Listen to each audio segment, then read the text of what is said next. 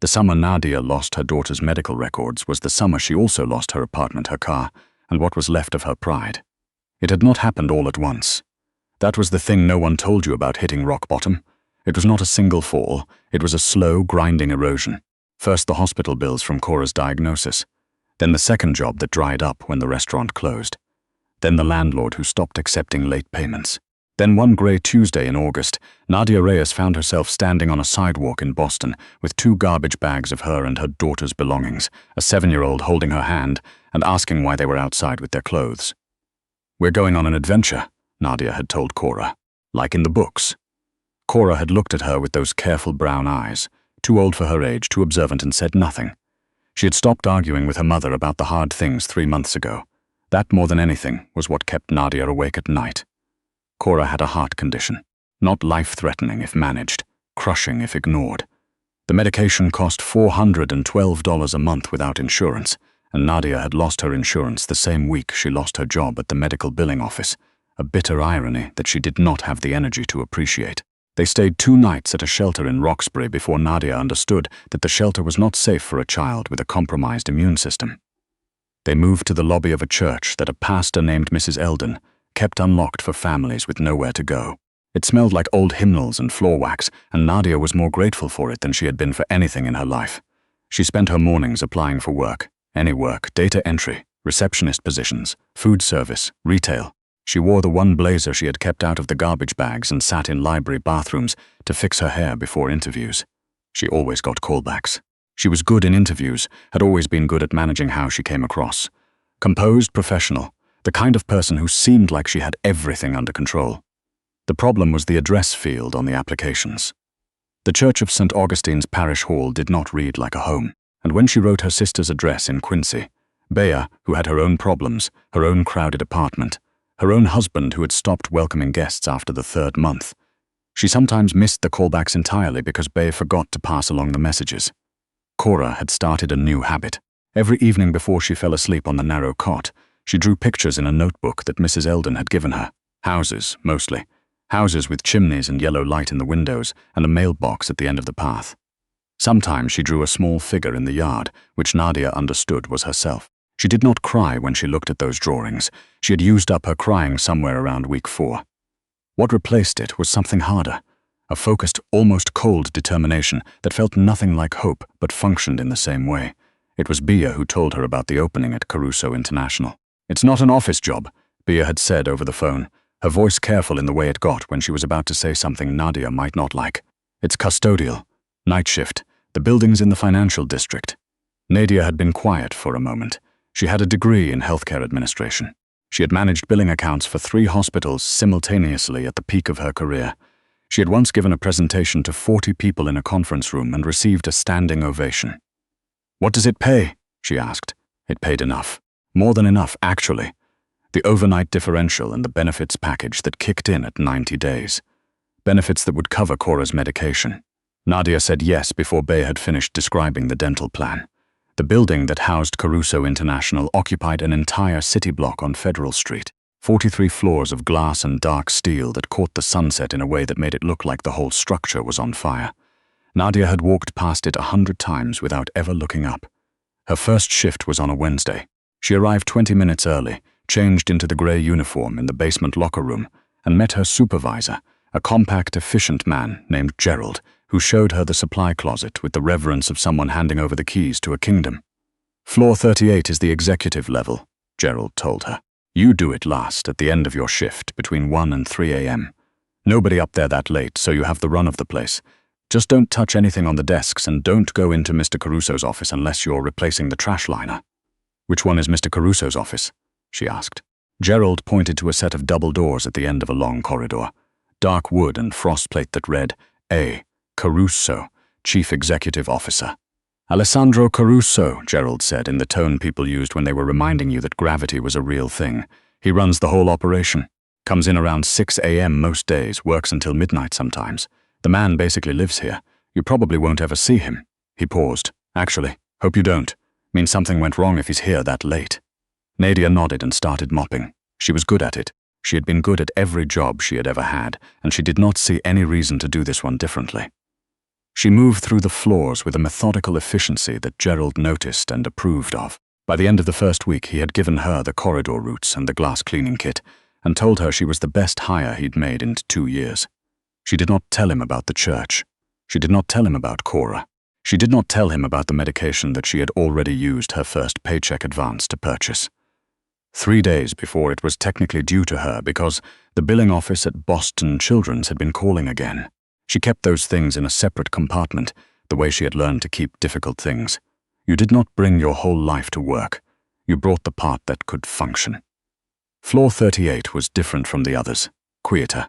The carpet was thicker, the kind that absorbed sound entirely, and the lighting at 1 in the morning was reduced to a soft amber glow from the accent fixtures. The walls held abstract paintings that Nadia was fairly certain cost more than her old apartment. The air smelled like cedar and something she could not name, not cologne exactly. More like the idea of cologne, the memory of a person in a room.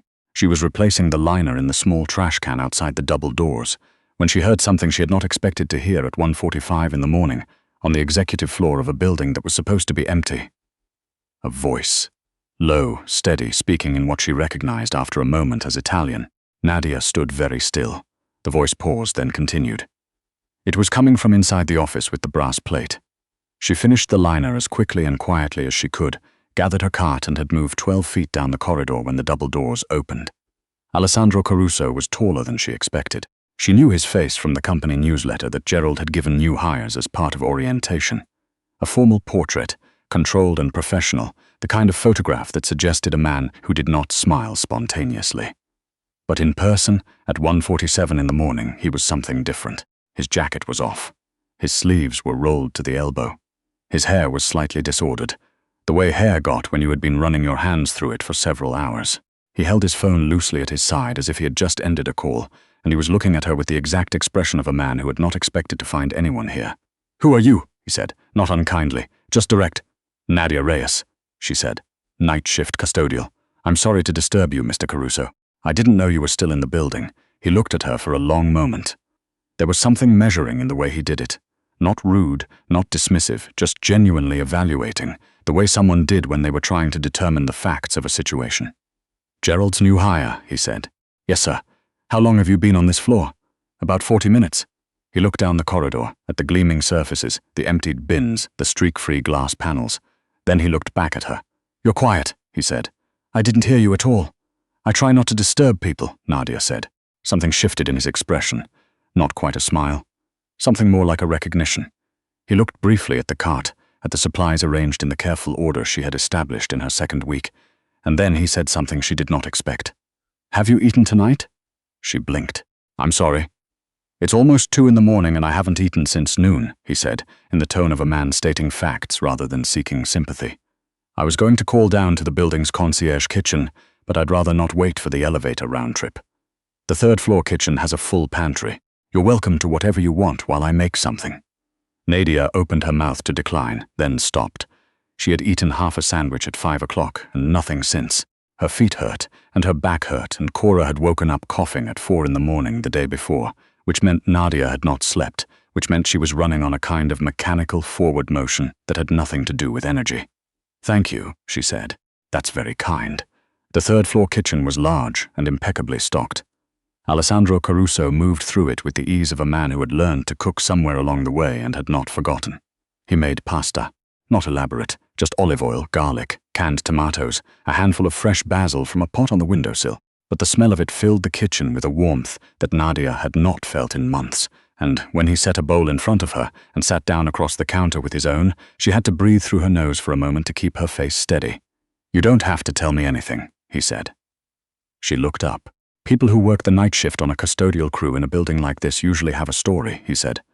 "I'm not asking for it. I just want you to know that the kitchen is always stocked and you're welcome to use it on your breaks."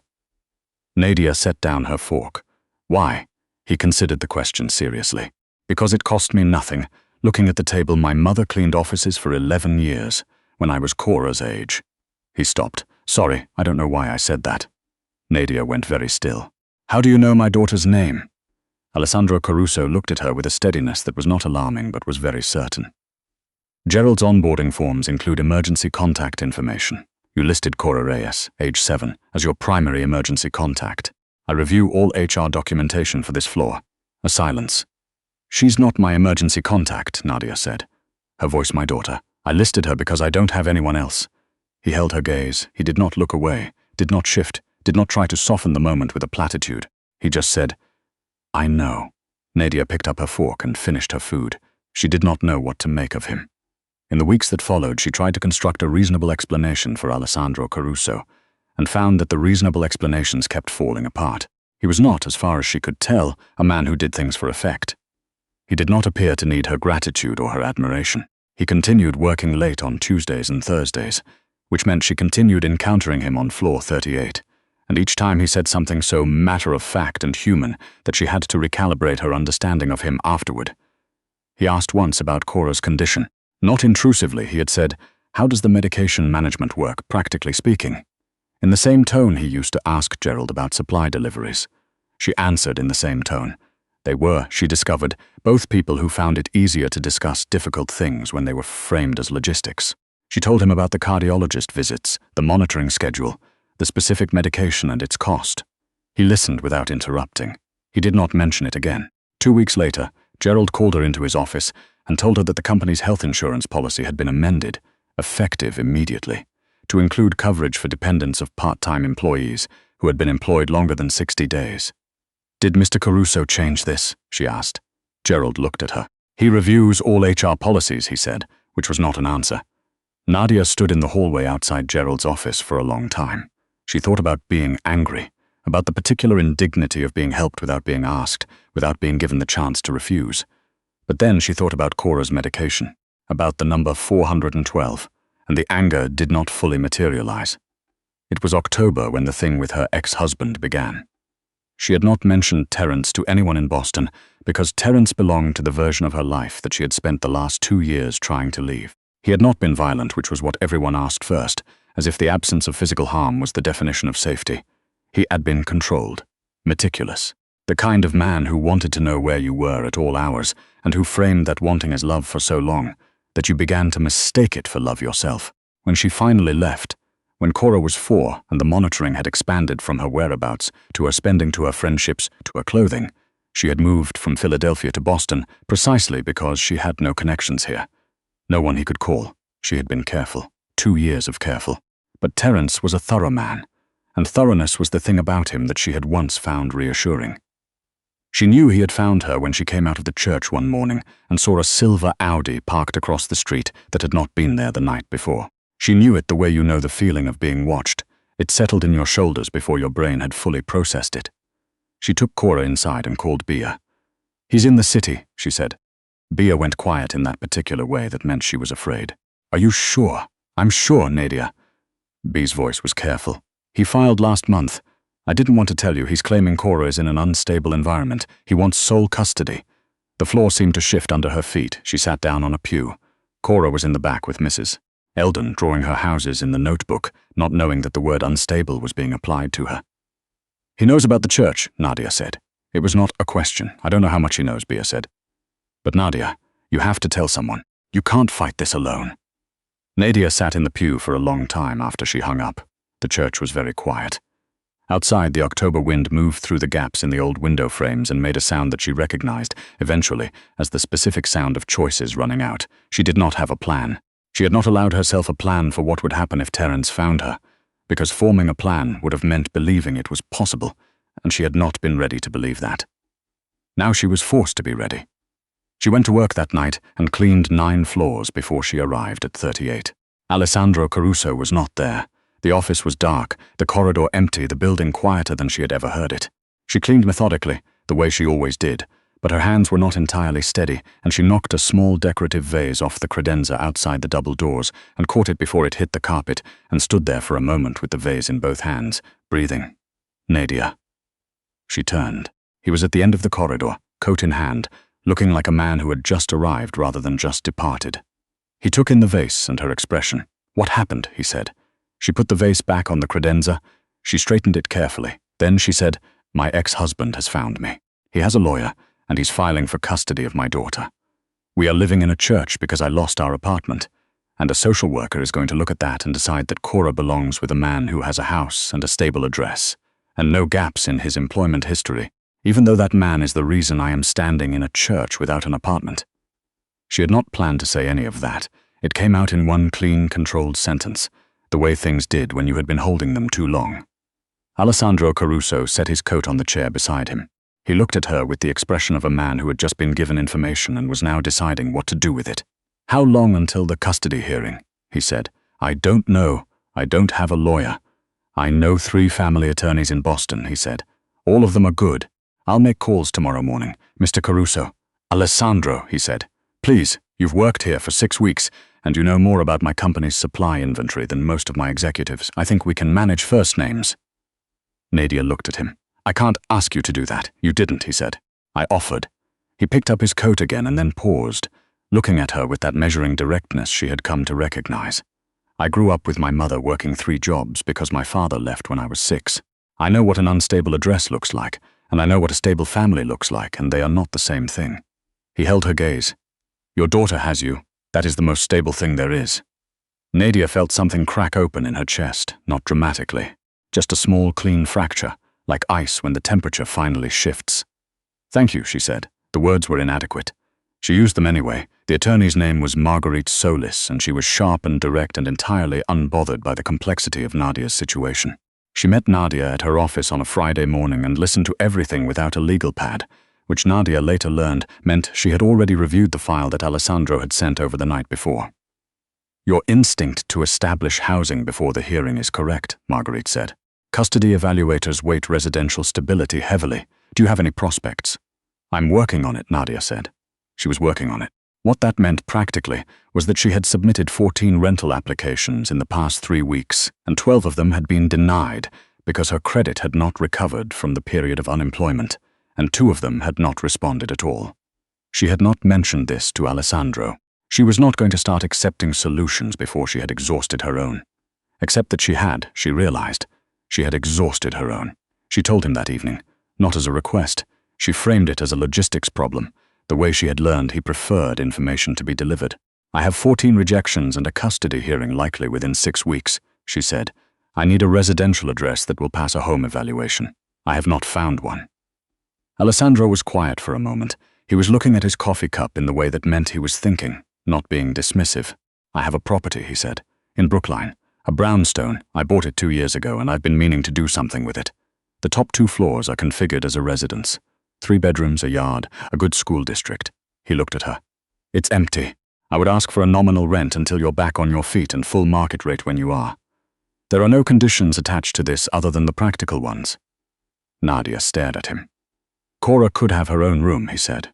The simplicity of it, that single sentence, undid something that years of difficulty had compressed inside her. She had kept it very compressed because she had needed to, because compression was the only thing that had allowed her to function. But Cora could have her own room was too much, too specific, too real. She pressed her hands flat on the table and looked at them. "Why are you doing this?" she said. Her voice was steady, just barely.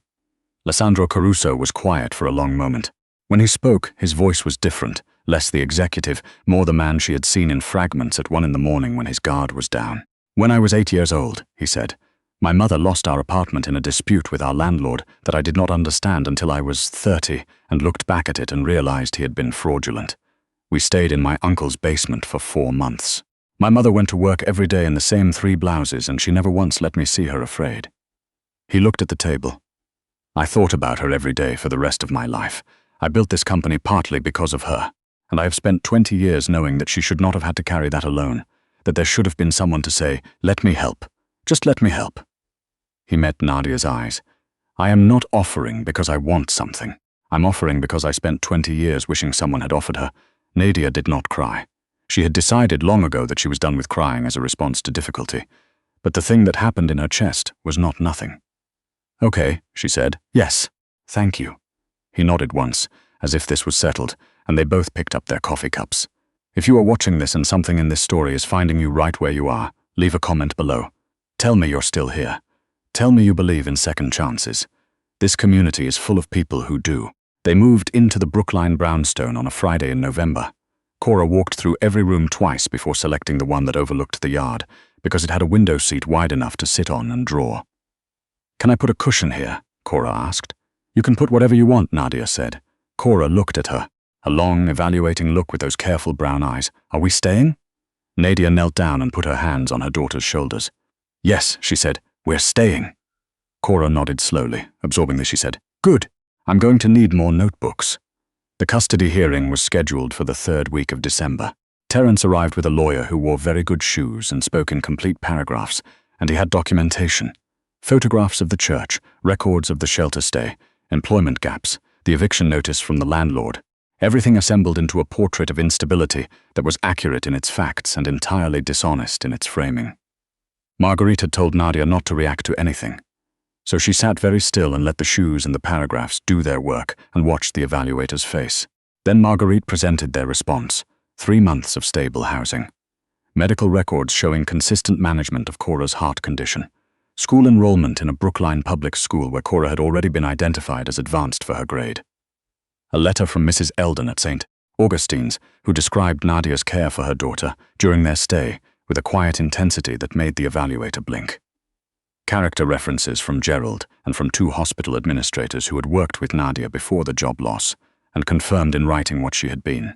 And then Marguerite put a single document in front of the evaluator, a record of the phone calls Terence had made to Nadia's sister's address, to former colleagues, to the landlord who had evicted her. She laid it out carefully, systematically, without drama. She did not use the word harassment. She did not need to. The question before this court, Marguerite said, is not which parent has the more comfortable address. The question is, which parent has demonstrated consistent dedication to this child's well-being under the most adverse possible circumstances? The answer is not complicated. The evaluator agreed. Nadia walked out of the courthouse into cold December air and stood on the steps and breathed.